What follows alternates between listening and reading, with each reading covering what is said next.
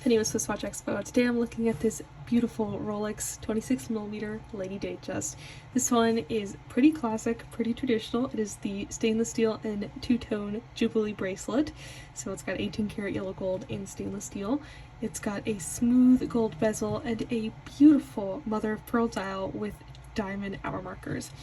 I really like the smooth bezel. It's probably my preferred bezel because as much as the fluted is traditional, iconic Rolex, the smooth to me really is very clean. It's very, very classic for me. And it really shows off the dial. It emphasizes the dial more. And when there's a lot going on the dial, I think that's probably a good thing, especially with this one where it's got a beautiful mother of pearl texture, diamond hour markers, so it kind of really pulls your focus into the dial rather than the bezel.